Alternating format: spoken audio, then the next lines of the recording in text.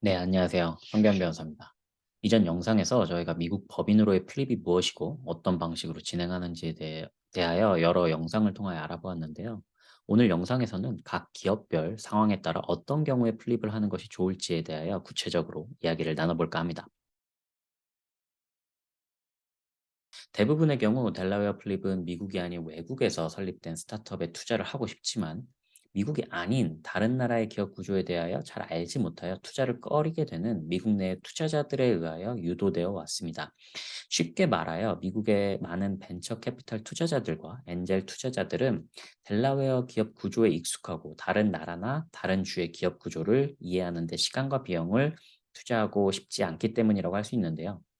특정 미국의 벤처 캐피털 회사들은 델라웨어 주식회사가 아닌 외국 법인에 대한 투자 기회를 애초에 배제하는 내부 규정을 가지고 있는 경우도 있습니다. 그렇다고 미국 투자 유치를 위하여 델라웨어 플립을 쉽게 결정할 수 있을 만큼 이에 필요한 절차와 비용의 이슈를 가볍게 다룰 만한 문제는 아니고요.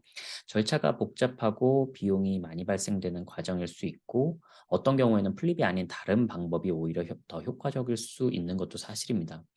따라서 미국 진출의 방식으로 델라웨어 플립만을 유일한 옵션으로 생각한다면 반드시 사전에 전문가들과 상의를 하여 과연 델라웨어 플립이 최선의 선택일지 델라웨어 플립의 장단점을 고민해 보실 필요가 있습니다. 델라웨어는 워싱턴 DC를 제외한 미국의 50개 주 중 로드 아일랜드에 이어 두 번째로 작은 주입니다. 그럼에도 불구하고 델라웨어는 100만 개가 넘는 기업들이 설립되어 있을 정도로 법인의 설립지로 미국 내에서 가장 선호되는 주이기도 합니다. 다양한 이유가 있겠으나 아무래도 가장 큰 부분은 기업 및 투자자에게 유리한 세금 제도와 기업 친화적인 규제 때문일 겁니다. 물론 다른 주들도 개인소득세 면제 등 유리한 세금 혜택들을 제시하고 있지만 델라웨어의 경우 실제로 델라웨어 내에서 사업을 진행하지 않는 기업에 대해서는 법인세를 과세하지 않음은 물론 델라웨어 법인의 주식을 소유한 자가 델라웨어 내에 거주하지 않는다면 주식에 대하여도 과세하지 않습니다. 델라웨어는 자신들의 주 영토 안에 대리인만 있으면 법인을 설립하고 유지하는 데 아무런 지장이 없고요. 반드시 델라웨어 안에 기업의 임직원들이 거주할 필요가 없습니다. 이사진에 대한 까다로운 요구 조건들을 가지고 있는 일부 주들과는 다르게 델라웨어 법인은 이사가 한 명만 선임되어 있으면 문제가 없습니다. 델라웨어 chancery 법원은 회사법과 관련된 법적 이슈들에 전문화되어 있는 법원으로서 지난 200년이 넘는 기간 동안 다양한 판례들이 축적되어 왔고 앞선 선례에 따라 판결을 내리는 경우가 대부분이기 때문에 기업 입장에서는 대체적으로 판결을 가능하다는 점에서 법적 안정성을 높게 평가받고 있습니다. 앞서 언급한 이유들 덕에 셀 수도 없이 많은 스타트업들이 델라웨어에 설립되어 왔기 때문에 그로 인해 수많은 벤처 캐피탈들과 엔젤 투자자들이 자연스럽게 델라웨어 구조에 익숙해질 수밖에 없었고요. 결국 자신들이 잘 알고 익숙한 구조에 투자하기를 선호하는 투자자들이 투자를 결정하기 전 델라웨어 플립을 요구하는 경우가 많이 있어 왔습니다.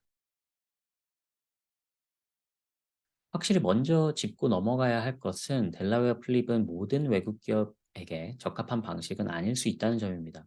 일반적으로 스타트업이 이미 미국이 아닌 외국에서 설립이 되었지만 미국 내에서 더 큰 규모의 투자를 받기 위해 미국 지주회사가 꼭 필요한 경우에만 델라웨어 플립을 진행하는 것을 권할 만하고요.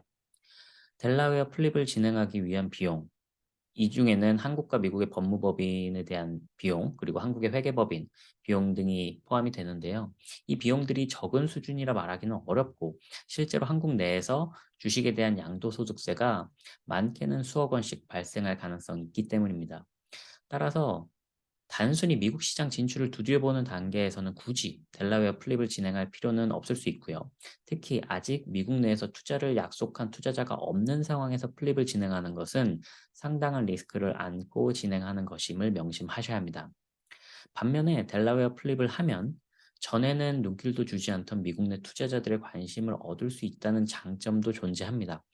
결국엔 닭이 먼저냐, 달걀이 먼저냐와 유사한 난제일 수 있는데 미국 내에서 투자 유치에 대한 확신이 없는 상황에서 플립부터 진행하는 것은 상당한 리스크인 것은 분명하나 반대로 플립이 진행되지 않은 상황에서는 미국 내 투자 유치 자체를 시도해 보는 것 자체가 어렵다고도 볼 수 있기 때문입니다.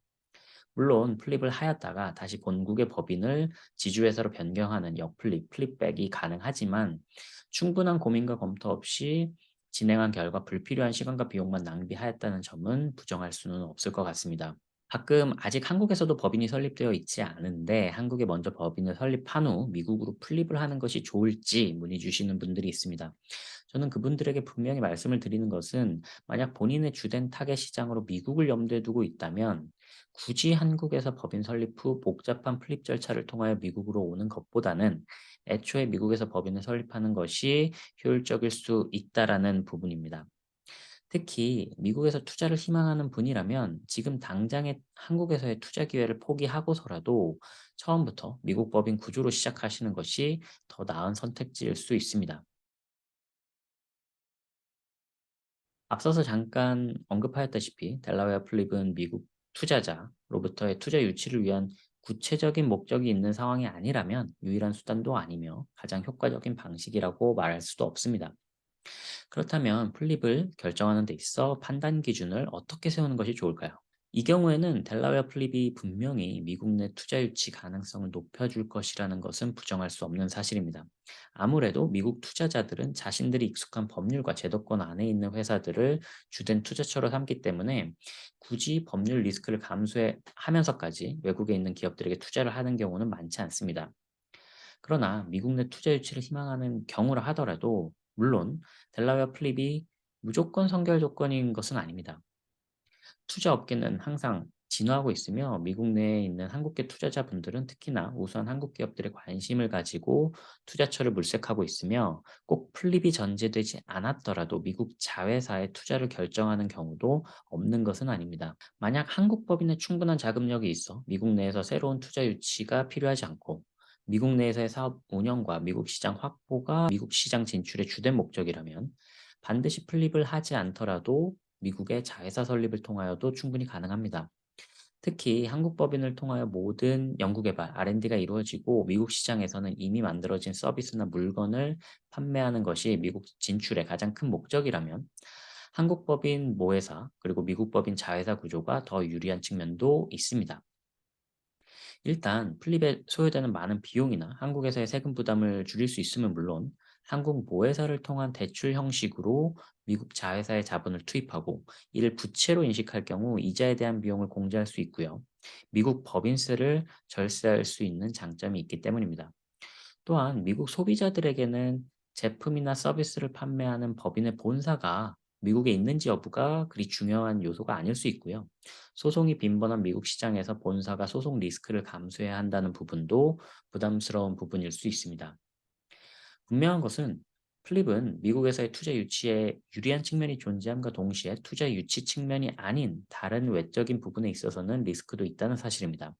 따라서 플립이라는 중대한 결정을 하기 전 잠재적인 투자자들과 최대한 많은 대화를 통하여 서로에게 최선의 방식이 무엇일지 찾아 나가는 것이야말로 가장 중요한 자세가 아닐까 싶습니다.